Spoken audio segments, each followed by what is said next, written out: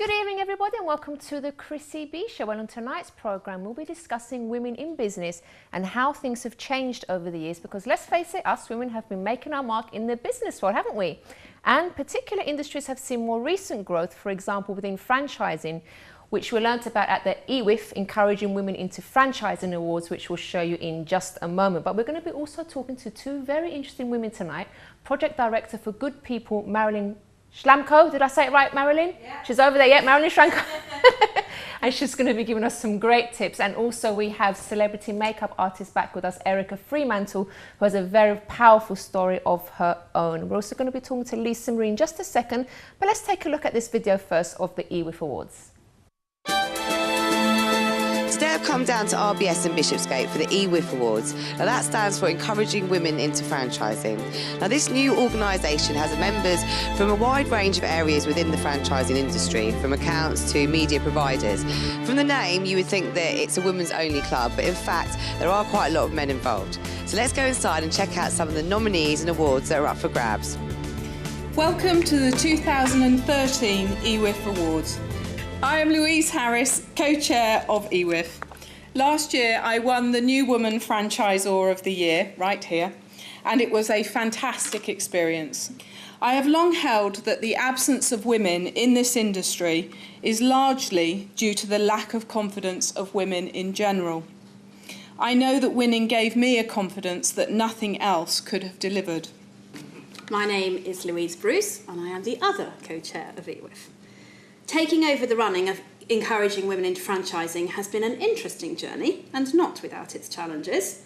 In the last 8 months, alongside running our own businesses, Louise and I have launched 4 regional meetings across the country run by sterling EWIF volunteers, bringing the EWIF message to many people that might otherwise not have known about us. So the winner of the Recognition Express Award for Outstanding Contribution is Pam Bader of Molly Maid.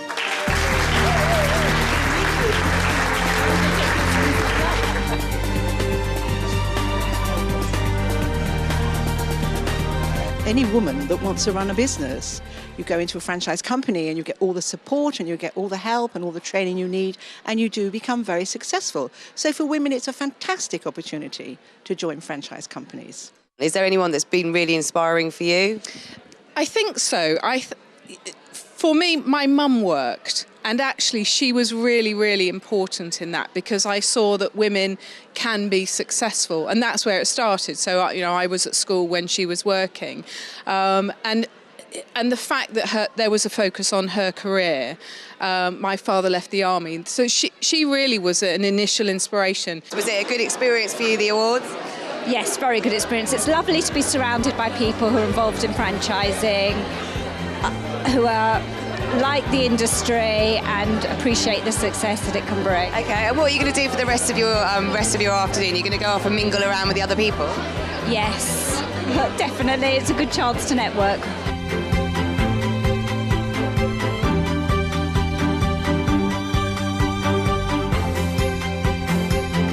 So I've just left everybody mingling and networking after the awards ceremony. Now, we had a lot of powerful words from a lot of inspiring women, and we got a real sense of evolution for women within business and franchising. So well done to everybody who won awards today, and thanks a lot to EWIF for a lovely afternoon. So there you go, ladies. If you're thinking of starting your business, you can consider franchising, because apparently the success rate is very high. So thank you, EWIF, for that. That was really good to watch. And Lisa Marie, hello, how are you? Hi, Chrissy, I'm good, thank you. You're successful, aren't you? I see you as a successful lady. I try. I like to ladies think here tonight. We're going to be talking I like to some more. think so. Okay, so what do you have for us today? Well, there's been quite a bit that's been going on in the news this week. One of the big stories was about Talisa.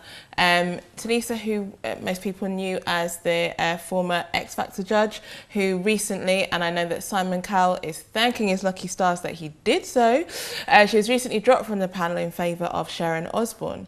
But then what has come to light afterwards is that she was set up on an undercover sting by a tabloid newspaper.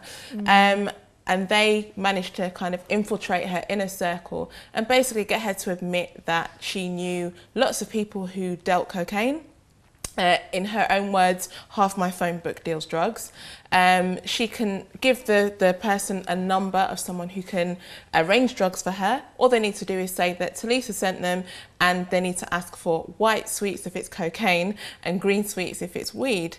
And then one of these rappers, I think his name is Mike GLC, he then arranged for an £800 worth of cocaine to be delivered to this undercover reporter, and it was all caught on camera. Oh, so she's been arrested, her home has been searched, and I think she's bailed to a date in July for both of them to come back. Do you know if that was something that was always going on, or is it just since she became successful, or maybe it was something?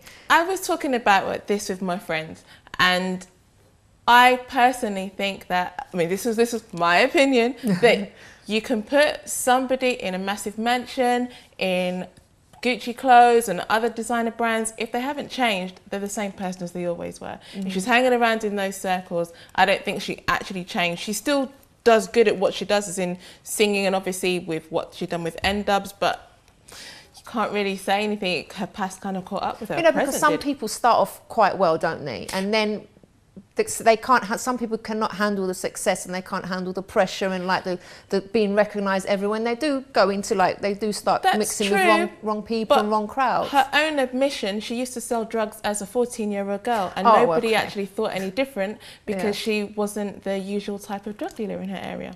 Her words. Okay, all right, okay. Oh well. Moving on to something different, a little more positive celebrity. John Travolta. He crashed a wedding this week.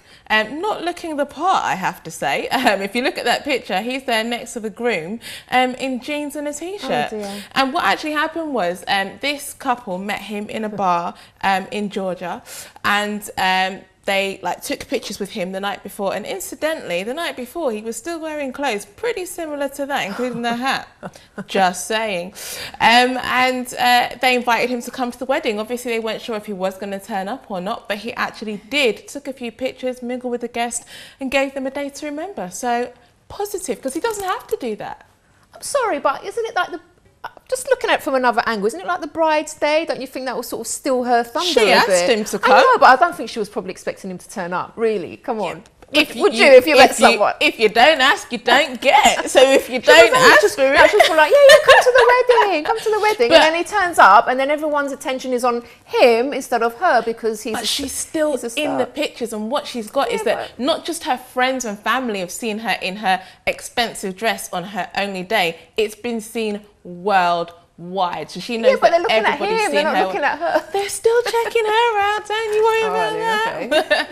Okay. Another story, which this really baffled me, but in Moscow, there was a secret underground city that was raided by the police, and there were hundreds of migrant workers that are being kept illegally to work in Moscow.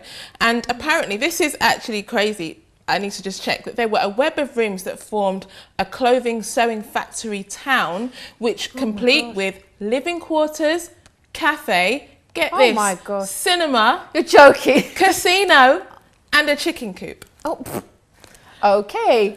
But here's the crazy thing, this isn't the first time it's happened. Apparently in 2011 in Moscow, they also found something similar. So obviously, if they can't get work above ground, people are going underground. Absolutely crazy. Gosh. I think they better check the, just under the Thames maybe. You never know, we're in a recession. And to finish on a good note, I mean, this is crazy. So Trish Staines of Minnesota in America had just finished a 9-mile training run. And if you're like me, I mean, I like exercising and doing things active, but running, no. So when she finished this running her training, because she's training for a half marathon, she found herself with excruciating back pain. She said, in her own words, she thought that she was dying. Went to hospital and thought that maybe it was, in her own words, a pinched nerve, kidney stone, or even a burst appendix. Oh no, she was pregnant. And just a few hours later, she had a baby girl. Here's the other crazy thing. Her husband had actually had a vasectomy. She had had normal periods. She hadn't put on what she said is a normal baby belly. She didn't have a clue. They had already have between them 5 children plus 2 foster children, so they weren't expecting to have any other children and then found out that they had Imagine another just girl. dropping a baby like that without even preparing yourself. Apparently, the husband got there and was like to the doctors, "Can you just pinch me because this can't be happening? Like, you have not prepared yourself for anything. No clothes, no, you know." So she kept some from the other kids. But no, because her youngest child, let me just check, was 7, so she wouldn't even think about having any more baby clothes. Changing now for baby clothes, isn't it? So it's like... But you know, then you just think, because obviously people are supposed to have scans, checkups, you know, blood pressure checks, all these kind of things that go along with it. And she had none of that. Thank goodness the baby was born healthy. I can't see how much. 6 pounds 6 ounces. So not tiny, quite like an average baby. And no one actually knew that gosh, she was that's pregnant. shocking. Well, Lisa Marie, thank you very, very much. We're My going to go pleasure. to a quick break now, and after the break, we'll be speaking to Marilyn, who's the project director of Good People, after this.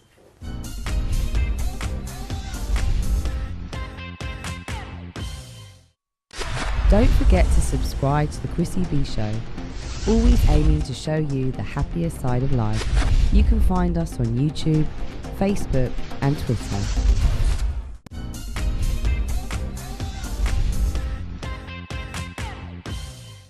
Welcome back, and joining us now is Marilyn Schlamko, Project Director of Good People. Hi, Marilyn. Hi, Chrissy. Now, you've been on before, haven't I you? have, Graduate Career Coach too. Yeah. Tell us about that first of all. So Graduate Career Coach is my own company, and what I do is help young people to achieve success in their careers through coaching and training. So I do that half of the time, and then the other half of the time I work for Good People.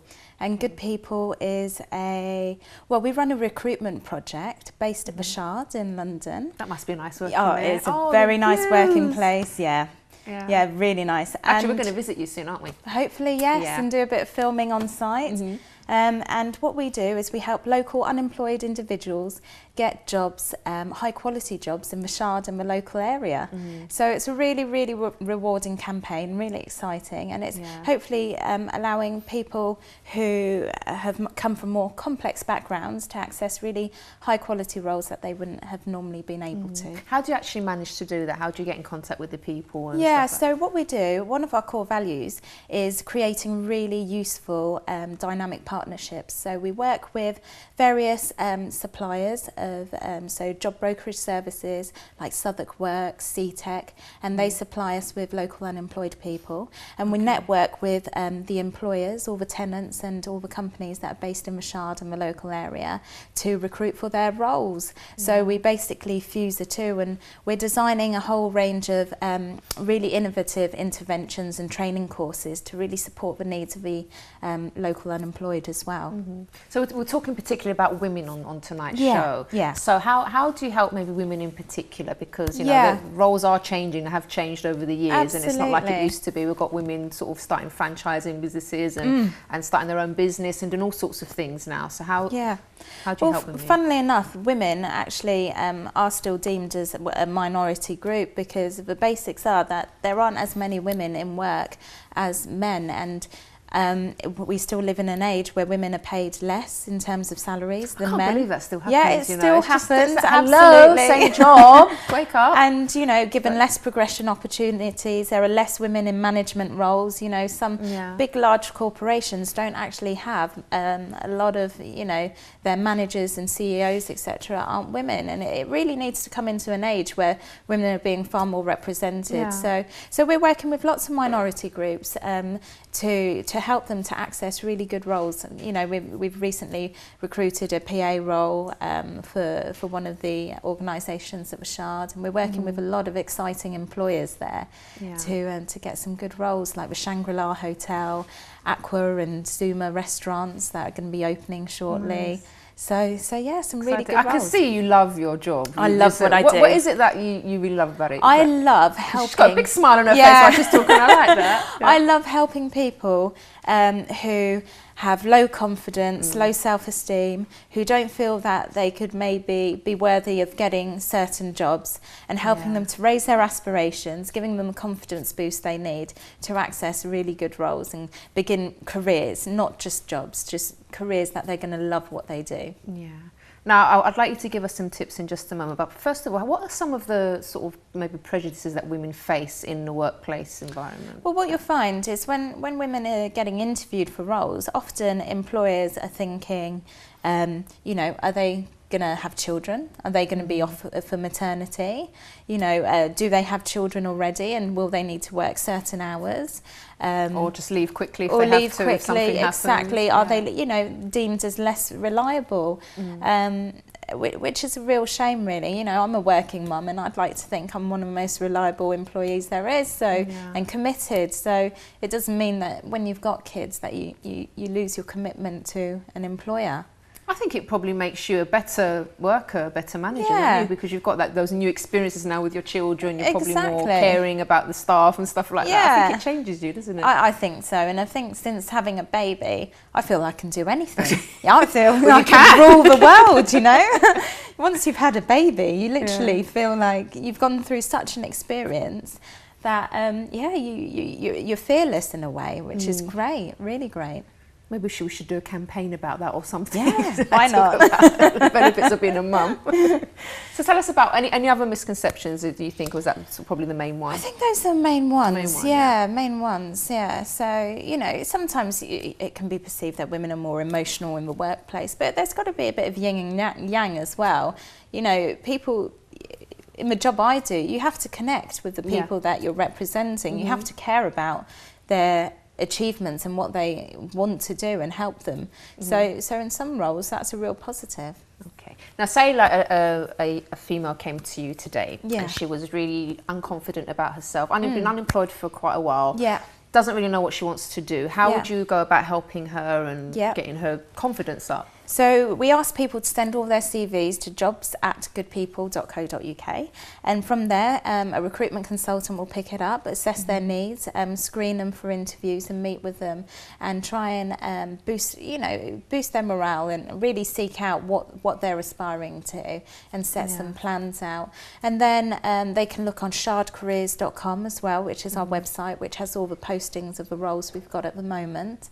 And then from then we would maybe refer them on to certain training courses. We're looking at setting up some really unique courses, which is all about how to market yourself effectively, because I find job seekers, the difficulty isn't their skills or their ability or their passion. It's just about their inability to communicate that effectively to an employer.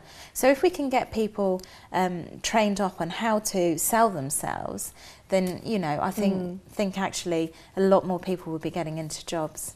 Can you give us, our viewers, a few hints now, like while we're on the show, like what they can maybe do to make a good impression? So everyone has a unique selling point. So it's really about identifying what makes you different to other candidates out there. Is it your work experience? Is it a certain qualification you have? Is it your passion or your energy? But there'll be something in those certain areas that makes you unique. So once you identify that, work how you can communicate that across. So what examples can you give to bring that to life to the employer, so they think, wow, this person's individual and is really going to make an impact. Okay. How would you help someone that's really shy? Because there are people that sort of, no matter how much experience they have or how many qualifications they have, they're just really, really shy and they do not like speaking in front of people. To tell them to sort of stand up and do some kind of presentation, they're going to wet themselves basically. Yes, How would you help them? Shyness, if we strip it back, and a lot of the stuff I do with Graduate Career Coach is about this, is shyness is all about internal thinking, your mindset. And a lot of people become shy because they're listening to this negative internal voice going, oh, I'm not doing this right, or don't say that, or they don't like me because of this. And it's actually learning to switch that negative talk off and, you know, actually create positive self-talk and create really strong beliefs that you can do this and you can achieve, you know, your goals, really. Does that take a bit of work sometimes with some people, or is it like? It does, but it becomes easier the more you do it. Okay. So as soon as you do it and you start developing yourself, it's a habit. Negative self-talk is a habit, and just as that's a habit. You can make positive self-talk a habit as well. Which is great stuff. And how about, for example, when I was at school, I always had a problem because I never actually knew what I really, there wasn't like one thing that I absolutely loved. Yeah. And then I had the same problem through college, and I ended up doing business studies at uni because I thought that's kind of more general, it covers a lot of different things. So for people that maybe they're not sure what they like, or they like lots of different, because I like lots of different things. Yeah. How would you go about helping that kind of person? Well, we recommend internships. They're really good opportunities for people to go into fixed term, contracts with organisations, get a bit of training and experience. And if people go onto the goodpeople.co.uk website, they can search for what internships there are around. And there's some great ones, marketing, social media, digital skills internships, helping people to explore different avenues without committing, but also gaining some confidence at the same time. Okay. And any maybe opportunities that are coming up for women recently, or? Well, we have loads of opportunities currently in the hospitality industry, with the new hotel opening and the restaurants opening. So we've got lots of opportunities, varying from kind of front of house, cleaning, waitressing, bar work as well, even some chefs we've been recruiting this week. So yeah, there's some great opportunities out there. And I think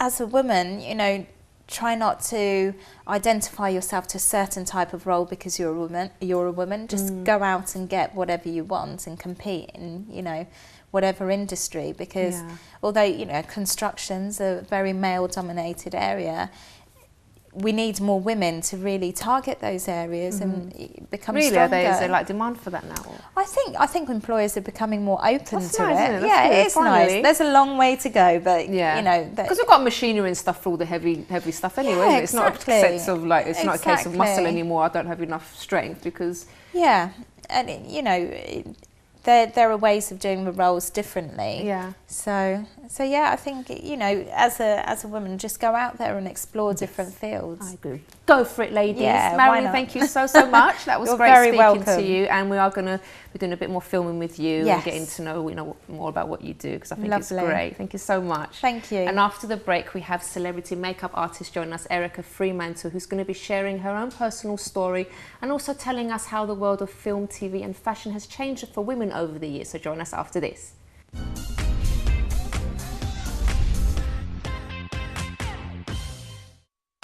Don't forget to subscribe to the Chrissy B Show, always aiming to show you the happier side of life. You can find us on YouTube, Facebook and Twitter.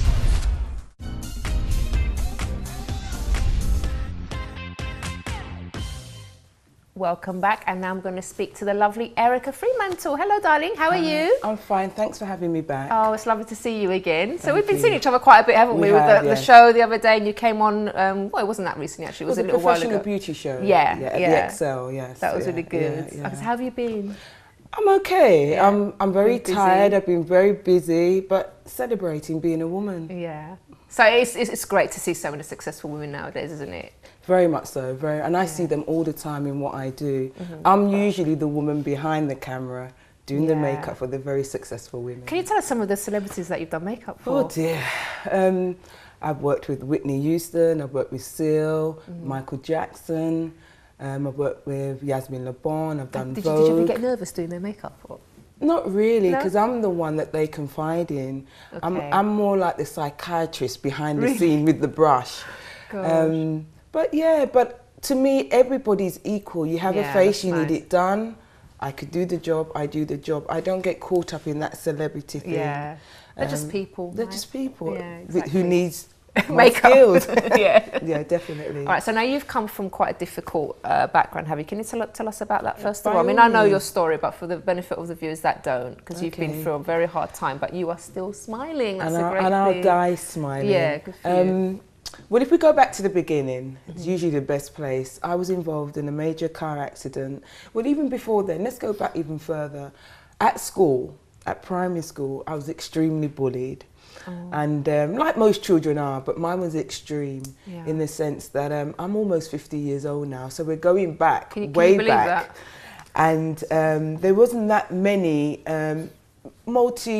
multi mixed schools. So when I was at school, I was bullied. I was told I was ugly. I was told I'd never amount to anything.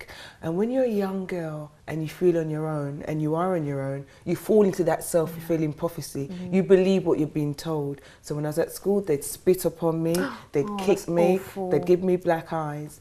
And I never, ever told anybody. So I'd go home and be a really normal child with my mother and father. So I was living a double life. Oh, that must have been awful. So through that double life, it came with a lot of depression. So from the age of 4 until a good few years ago, I suffered from major depression.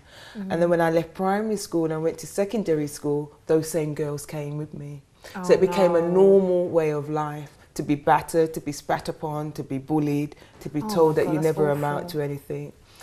And so I was really sad most of the time. Did you ever think that you wouldn't amount to anything, or did that kind of fire you up and to say like one day? I didn't really think about fire. Okay. I just fell into that self-fulfilling prophecy. Okay. That fire came later, but you think you're ugly, you think you never amount to anything, you look in the mirror, you see this ugly thing looking back at you, and I said thing, not person.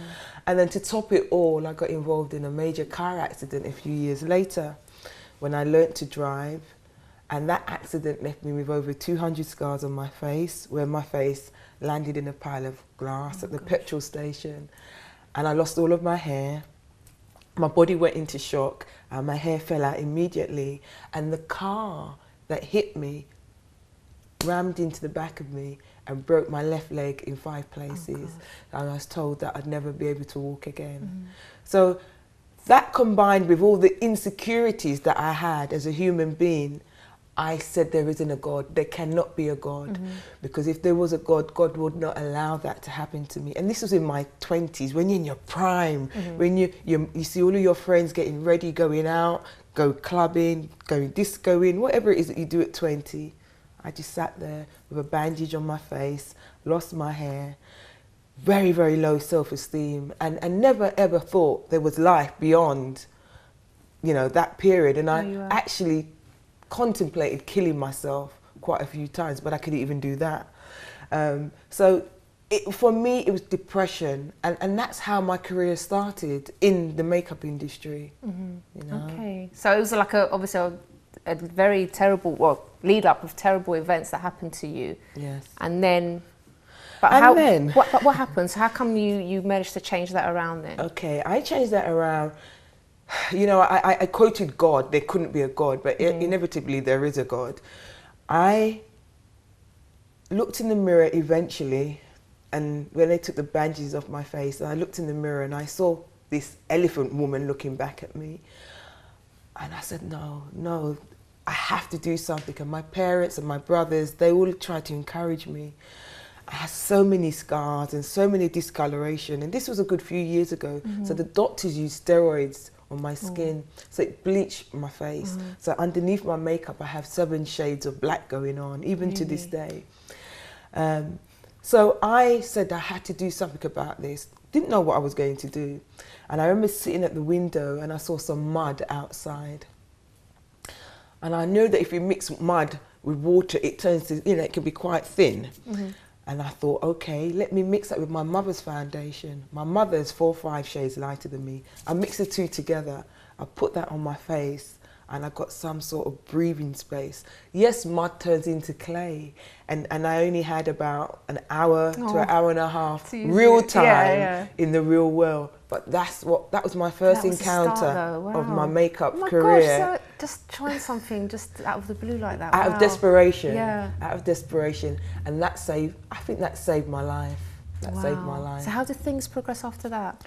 Okay, so after that, my parents saw the excitement that I would get into. Bearing in mind, I was very, very depressed for all of my life. At the time when I had the accident, I was about 25, 25. And bearing in mind, I was depressed all of that time from a little girl leading up. So they saw the excitement, and I said to Dad, Daddy, I would like to do something to do with beauty or makeup. And I'm talking about a good 25 years ago, no internet. We just about had yellow pages. We didn't have a phone.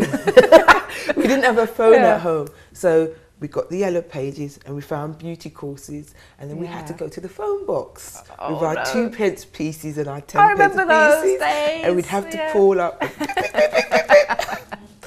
The youngsters now are thinking, what are they talking about? I don't know. What's that? You don't want to know. Yeah. And then I eventually found a course in Holborn, Complexion School of Makeup, and I got the courage and I went there. I did the course, and that's where I excelled. I found something that I loved, and it really empowered me. It really gave me the passion to this day. And I did that course, I passed with distinctions, and the rest is history. I had a friend who now has gone on to be one of the most supermodels of the world. I will never say her name, people always ask me, but it doesn't, if you work out the age and, you know, and the timing, it's quite easy to work out. Are you going to tell me later? You're not, are you? I'm not going to tell you. I always swore to secrecy, but it's quite obvious. They're guessing in the studio. They're speaking in my ear. If I say it, I'm not going to say. I won't say. Okay. And she was starting her career at the time. Yeah. And she wanted a makeup. She went to a shoot and she wanted a makeup done. And she said, "Erica, come along." And I said, "Me?" She said, "Look, you're learning what you're learning. Let's just get you out there." I had no confidence. I couldn't make eye contact with anybody. I was just this little depressed human being. But she said, "Come." So I said, "Okay." And she made me look good, because don't forget, I'm there thinking I'm really ugly and she's really beautiful. So against her, at least some of that beauty could rub off onto me. And so I went along and I did her makeup. And on the back of that, everybody liked what I did. Oh, wow. And before I knew it, I was working with literally Seal. Island Records took me on. I was doing the makeup for a lot of Soul to Soul, a lot of the big groups back in the day, and I happened to be at the right place at the right time for that moment. So that's how my career started. Wow, that's amazing. And you can see, you know, how a person's attitude can change everything. Oh, without a doubt. Because obviously that accident must have like devastated you and your family, but instead of getting even more depressed and, you know, looking at yourself in the mirror and thinking that's it, and actually going through and committing suicide, you did something different. You managed to turn that around and do something so amazing. Yeah. And I think everyone has the choice to do that, no matter what your situation is. Sometimes people think, "Oh, I'm going to give up. That's it for me. I'm not meant to be happy." And that's something that I always tell people: you are meant to be happy. You know, problems come to everyone. Things, some worse than others, but everyone has a right to be happy. And I think if you fight for it, anyone can do it. I agree with you. And it's not what happens to you in life, it's how you deal with it. Most definitely. And I've learned that as years have gone by, because my life didn't remain perfect. Lots of things have happened to me since then. But I've just said it's just life. It's the cards that you're dealt with, and it's how you deal with it. And I've just used what I have as a woman to enable me to motivate myself, because I know the power of makeup, I really do. And I know how it empowers women, whether it be, you know, an eyeshadow, a lipstick, a powder, grease that you put in your hair. It's the things that makes and pulls a woman together, and it wins wars. You know, it wins wars and it saves lives. Okay, so Erica, you're going to stay with us for our final part of the show. So you're going to be telling us more about all this, the makeup and stuff like that. So great. I love the story. God, it's amazing. So join us after this.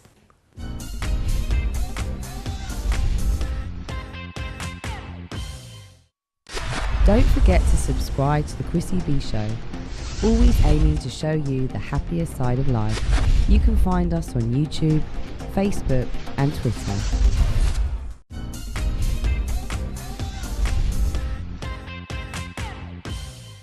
Welcome back, and I'm here speaking with Erica Fremantle. So you were telling us about your powerful life story before the break. Now, you said, how many scars do you have on your face? Over 200, between 200 and 250. And the reason I know that is that's how many pieces of glass was taken out of my face. Gosh, but you can't see them. I have to say thank you. I'm very good at what I do. Don't you love her? I love this woman. No, with experience, one learns how to. I actually work with Look Good and Feel Better, which is a cancer charity, and I deal with women with all kinds of scars and ailments. And, you know, if you have patience and the right brushes, you can achieve almost anything with the right makeup products as well. Because maybe there's some ladies watching tonight that, you know, maybe they have a few scars and stuff and they think, you know what, I'm not even going to bother, I feel so ugly and stuff. But you can work magic with makeup. You know, what I always ask people, what is ugly and what is beautiful? If it stems from the inside, it doesn't really matter what's going on the outside, but we're so superficial, and obviously our face is our face and it's the only face that we have.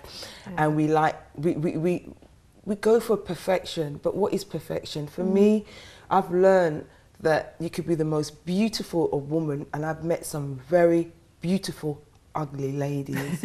And when I say that, I mean, internally, they're so messed up and they're so angry. And I knew that I could have become one of those women if I'd kept and held on to all the things that happened to me. So you said that I'm always smiling, and it's something that I practice. And I like to believe that I empower other women.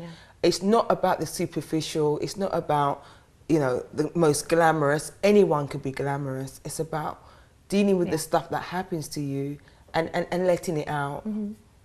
Which is wonderful, because that's what sets you free. But let's talk about the makeup now, the makeup side of things, the makeup industry. How is that? Tell us about how it's changed over the years and how women can benefit as well nowadays. The makeup industry is phenomenal. Globally, it's worth 170 billion pounds. In the UK, it is worth 17 billion. So it's a major impact to the economy. Women of colour, and I don't mean specifically African women, I mean women of colour across the board, Mediterranean, Arabic, European, we spend 7 times more than anyone else. So even if you look at that as a business platform and you don't know what to do in the beauty industry, you know that if you get it right, you can really get it right. People say there's not enough makeup out there for women of colour. There's a hell of a lot of makeup out there, but I don't think it's marketed correctly. So I've been called now the industry intelligence, and I've been mentoring some of the biggest brands in the world. Up until last week, I gave a wonderful seminar, even if I say so myself. And I found what my USP is, and my USP is that, one, I can talk for Great Britain. Secondly, is that I know my stuff when it comes to makeup. And I don't mean about the application, because I've moved away from that. It's the brains behind the brush. And I found myself speaking to the likes of Estee Lauder, Bare Minerals, Bobbi Brown, Avon, Cosmopolitan. I had all of these people in one room because they now want to know the strength and the power behind the black pound and why women of colour spend as much as we do and why they're not getting those women. So I've become... Finally. Yeah, finally. And what I've said is that we're here, we're a multicultural race in the UK, we're not going anywhere, and the mistake that they've made is that they've made the products but they don't know how to hold on to that sustainability and market the products to women of colour correctly without causing some sort of insults, or they have to get the marketing right. Hence why I've now I'm called industry intelligence. So that must be really exciting for you. It's very exciting because all my years of study is now coming to play, and I've learned a lot of things over the years that I didn't know that I learned, but it's stored in my mind. But one thing that I can say about life, who feels it knows it. And if you've been through a certain journey and a certain stage in your life, only you can tell that story with conviction. And I'm very passionate about what I do. I'm very knowledgeable with what I do. And that is my USP. So the industry is very, very phenomenal. It's very economical. Anybody, and I would say makeup as well, anyone can learn makeup artistry and go out there and start a business. And I heard you speaking earlier about franchising as well. Makeup is something that you can franchise. Mary Kay, she just had an idea. Avon just had an idea and they turned it into a business. But it's about using the woman that you are and the woman that you have around you, and you know, the various access to things, and having a skill set and being taught by the right individuals and having a business mind. No matter how creative you are, you can put the best lipstick on, the best eyeshadow. If you can then make that become an Erica brand or a Chrissy brand and get it out there, you too can be part of that 17 billion. Wow. You know, sometimes I speak to some of the makeup artists that come and help me out here on the show, and some of them say, you know, it's quite a difficult industry to get into. Difficult. So, it's extremely and if it was easy, then everyone would do it. It's a matter of, you know, going through the motions and finding something unique. Yeah. As I said to you, not more than 5 minutes ago, I had no idea what I was going to do. Is my accident that I turned into a reality, that turned into a business that's now empowering women in the UK, women in, I don't like to say Africa because Africa's a continent, but Nigeria, Ghana, South Africa, Jamaica, USA. You know, I do a lot of work using my skills as a makeup artist, but also my voice and my own journey. And along that journey, someone can always resonate to something. Yeah. So I'm not a conventional makeup artist like the average person. And there's nothing wrong with being a makeup artist if that's what you want, like the average person. But I'm not average. There was something that you said earlier that kind of caught my attention as well, that you were just looking out the window or something and just thinking. And I think that's something that people don't do enough of, because sometimes they don't know what they want to do, or they're in a sort of like you were before, like in a depressed state, and you know everything's seemingly gone wrong for them.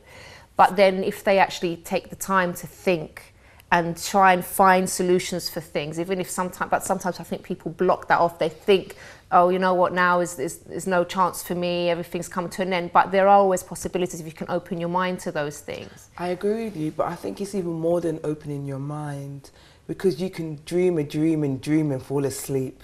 You know, it's about finding people that are doing what you want to do, not people that talk about what you want to do. And that's the difference, because the people that talk about it are the ones that are not doing it. But if you can find a mentor or an association or a woman's group, people that are doing... But you have to believe it first that you can do it, don't you? But, and those people empower you, then trust me, if you find the right mentor, that mentor can teach you how to walk that walk. And I think that's what is really important. It's about... How can people find these mentors though then?